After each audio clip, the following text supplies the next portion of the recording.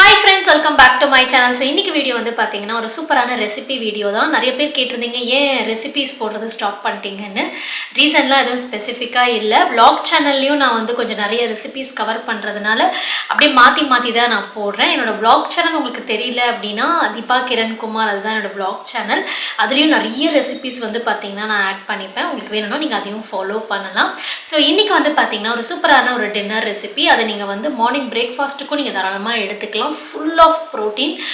இந்த மாதிரி weight loss recipes எல்லாமே வந்து வீட்ல எல்லாருமே சாப்பிடலாம். weight loss recipes அப்படினாலே weight loss வந்து பாத்தீங்கன்னா ஆகணும்னு அவசியம் கிடையாது. நீங்க weight lossல இருக்கீங்கன்னா அது உங்களுக்கு இன்னும் ஹெல்ப் பண்ணும். ஏன்னா அது வந்து high in protein அப்படின்றதுனால உங்களுக்கு வந்து thermic effect of food ன்னு சொல்வாங்க. அது வந்து ஹையா இருக்கும். ஸோ உங்களுக்கு வந்து பாத்தீங்கன்னா சாப்பிட்ற எவ்வளோ கேலரிஸ் நீங்க எடுத்துக்கிறீங்களோ அதுல நிறைய பார்ட் வந்து பாத்தீங்கன்னா உங்களுக்கு பர்ன் ஆயிடும். ஸோ அதுதான் thermic effect of food ன்னு சொல்லுவாங்க. அந்த ஃபுட்டை டைஜஸ்ட் பண்ணுறதுக்கே உங்கள் பாடி வந்து நிறைய கேலரிஸ் யூஸ் பண்ணிக்கும். ஸோ அந்த மாதிரி ஒரு ஹை ப்ரோட்டீன் டிஷ் தான் இன்றைக்கி நம்ம பார்க்க போகிறோம். இந்த சீரீஸ் வந்து நான் அப்படியே கண்டினியூ பண்ணுறேன், ஒரு ஹெல்த்தி டிஃபன் ரெசிபீஸ் அப்படின்னு சொல்லிட்டு. ஸோ கண்டிப்பாக உங்களுக்கு யூஸ்ஃபுல்லாக இருக்கும். இது என்ன டிஷ் பார்க்கணுன்னு நினச்சிங்கன்னா தென் ப்ளீஸ் கண்டினியூ வாட்சிங். ஓகே ஃப்ரெண்ட்ஸ், ஸோ குயிக்காக வந்து ஒரு இன்ஃபர்மேஷன் சொல்லிடுறேன். Jan 8 வந்து நம்மளோட batch 21 days weight loss program வந்து ஸ்டார்ட் பண்ணுறோம். அதில் நீங்கள் பார்ட்டிசிபேட் பண்ணணும்னு நினச்சிங்கன்னா கண்டிப்பாக வந்து கீழே கொடுத்துருக்க வாட்ஸ்அப் நம்பரில் எங்களுக்கு பிங் பண்ணுங்கள்.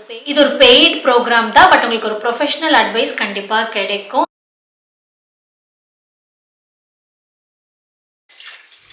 ஓகே ஃப்ரெண்ட்ஸ், இந்த ரெசிபிக்கு தேவையான பொருட்கள் வந்து பார்த்திங்கன்னா ஃபஸ்ட்டு க்ரீன் கிராம் பச்சைப்பயிர் எவ்வளோ உங்களுக்கு தேவையோ அதுக்கேற்ற மாதிரி எடுத்துக்கோங்க. நான் ஒரு 2 பெரிய கிளாஸ் எடுத்திருக்கேன்.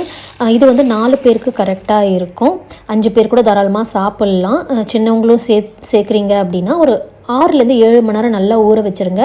இதோட அளவு வந்து பார்த்திங்கன்னா நல்லா இன்க்ரீஸ் ஆகிடும். இப்போ இங்கே பார்த்திங்கன்னா தெரியும், ஃபுல்லாக அந்த பவுல் ஃபுல்லாக வந்துடுச்சு. ஸோ இதை வந்து இப்போ நம்ம வந்து மிக்சியில் அரைச்சி எடுத்துக்க போகிறோம். மிக்சியில் வந்து பார்த்திங்கன்னா இதை பேட்சாக தான் நாங்கள் அரைச்சி எடுக்கிறோம். கொஞ்சமாக உப்பு சேர்த்து அரைச்சிக்கோங்க. ஸோ நான் ஃபஸ்ட்டு பேட்ச் அரைக்கும் போது மட்டும் உப்பு சேர்த்துட்டேன். ஸோ நல்லா வந்து பார்த்திங்கன்னா நீங்கள் வந்து கோர்ஸாக அரைச்சி எடுத்துக்கலாம். இது ரொம்ப மையாக அரைச்சி எடுத்துக்காதீங்க. கொஞ்சம் வந்து ஒன்றும் பாதியாக இருக்கும்போது இன்னும் சூப்பராக இருக்கும். தண்ணி நீங்கள் தாராளமாக ஆட் பண்ணிக்கலாம். ஏன்னா எப்படி இருந்தாலுமே உங்களுக்கு வந்து கொஞ்சம் நேரம் நீங்கள் வைக்க போகிறீங்க அப்படின்னா உங்களுக்கு தண்ணி வந்து பார்த்திங்கன்னா திருப்பியும் வந்து ட்ரெயின் ஆகிடும், கொஞ்சம் நல்லா திக்காகிடும். ஸோ இந்த மாதிரி கன்சிஸ்டன்சியில் நீங்கள் அரைச்சி எடுத்துக்கோங்க. ஸோ நான் எத்தனை பேட்ச் எனக்கு வருதோ அது அரைச்சி எடுத்துகிட்டு எந்த மாவாக இருந்தாலுமே சரி நீங்கள் வந்து கையில் நல்லா மிக்ஸ் பண்ணும் போது உப்பும் நல்லா உங்களுக்கு வந்து ஸ்ப்ரெட் ஆகும், ப்ளஸ் உங்களுக்கு நல்லா ஃபர்மெண்ட் ஆகும். இது ரொம்ப ஃபர்மெண்ட் ஆகாது, கொஞ்சமாக தான் ஃபர்மெண்ட் ஆகும். பட் ஆனால் உங்களுக்கு கரெக்டாக இருக்கும். நான் வந்து பார்த்திங்கன்னா கொஞ்சம் நேரம் அப்படியே விட்டுட்டேன். ஏன்னா உங்களுக்கு வந்து ஃபர்மெண்ட் ஆகட்டும் அப்படின்ட்டு. நைட்டுக்கு தான் நம்ம செய்ய போகிறோம் இல்லையா. ஸோ இப்போ பார்த்திங்கன்னா கொஞ்சம் பாருங்கள் நல்லா திக்காகிடுச்சு இப்போது. ஸோ இதில் வந்து பார்த்திங்கன்னா நம்ம சில ஐட்டம்ஸ் வந்து அரைச்சி நம்ம சேர்க்க போகிறோம். ஒரு குட்டி மிக்ஸி ஜார் எடுத்துக்கோங்க. அதில் வந்து கொத்தமல்லி, கருவேப்பிலை நிறைய ஆட் பண்ணலாம், நீங்கள் தப்பே கிடையாது. கொத்தமல்லி கருவேப்பிலை ரெண்டுமே ரொம்ப நல்லா இருக்கும். அதுக்கப்புறம் பூண்டு நிறைய ஆட் பண்ணிக்கோங்க. ஏன்னா உங்களுக்கு டைஜஷன் ப்ளஸ் கேஸ் ஃபார்ம் ஆகாமல் இருக்கும். ஸோ இதை வந்து பார்த்திங்கன்னா கொஞ்சம் தண்ணியாகவே நீங்கள் அரைச்சி எடுத்துக்கலாம். நான் வந்து மாவில் தண்ணி சேர்க்காமல் இதில் தண்ணி சேர்த்துட்டு நல்லா அரைச்சிக்கிறேன். ஸோ இதில் நம்மளுக்கு அயர்ன் கிடைக்கும், ப்ளஸ் உங்களுக்கு வந்து பார்த்திங்கன்னா அகெயின் ஃபைபர். ஸோ இதை வந்து இந்த மாவோடு சேர்த்துருங்க.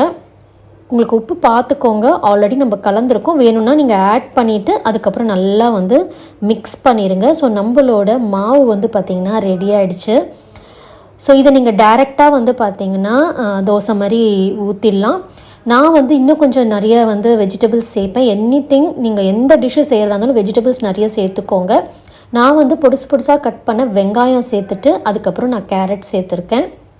ஸோ இன்னும் நல்லா ஹெவியாக இருக்கும். ஸோ நீங்கள் ஒரு தோசை இல்லை மேக்ஸிமம் 2 தோசையிலே நீங்கள் நிறுத்திடுவீங்க.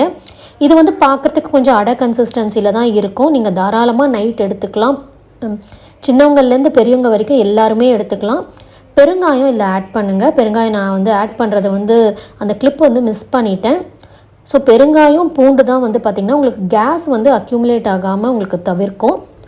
ஸோ நம்மளோட மாவு வந்து ரெடி ஆகிடுச்சு. ஸோ உப்பு கொஞ்சம் கம்மியாக இருக்கிற மாதிரி இருந்தது. ஸோ அதனால் அம்மா வந்து பார்த்திங்கன்னா திருப்பி வந்து உப்பு கொஞ்சம் ஆட் பண்ணாங்க. ஸோ அவ்வளோதான் ஃப்ரெண்ட்ஸ். இது வந்து பார்த்திங்கன்னா நல்லா முறுமுறுன்னு உங்களுக்கு வந்து தோசை மாதிரி வரும். நல்லா திக்காகவே இருக்கும். உங்கள் இஷ்டம், நீங்கள் வந்து மெல்லிசாவும் நீங்கள் வந்து தோசை மாதிரி எடுத்துக்கலாம். அப்படி இல்லைன்னா அடை மாதிரி வேணும் அப்படின்னா நீங்கள் திக்காகவும் செய்யலாம்.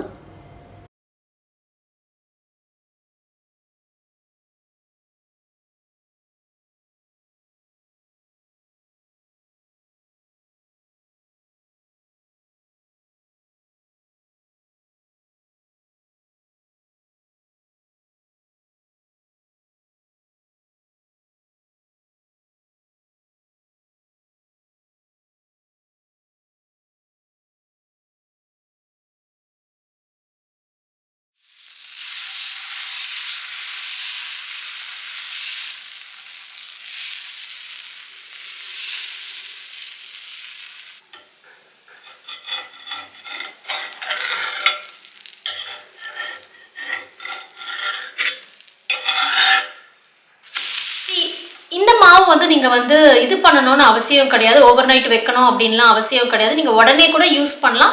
அப்படி இல்லைன்னா கொஞ்சம் நேரம் வச்சு நீங்கள் செஞ்சீங்கன்னா கூட கொஞ்சம் வந்து பார்த்தீங்கன்னா அதோட கன்சிஸ்டன்சி வந்து பொங்கினா போல் இருக்கும்.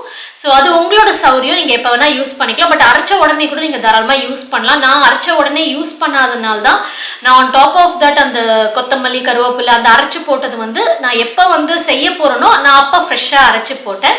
ஸோ அதுக்கேற்ற மாதிரி நீங்கள் பிளான் பண்ணிக்கோங்க. இந்த வீடியோ நான் இங்கே முடிச்சுக்கிறேன். உங்களுக்கு பிடிச்சதுன்னா கண்டிப்பாக உங்கள் ஃப்ரெண்ட்ஸோடையும் ஷேர் பண்ணுங்கள். Until next video, take care. Bye.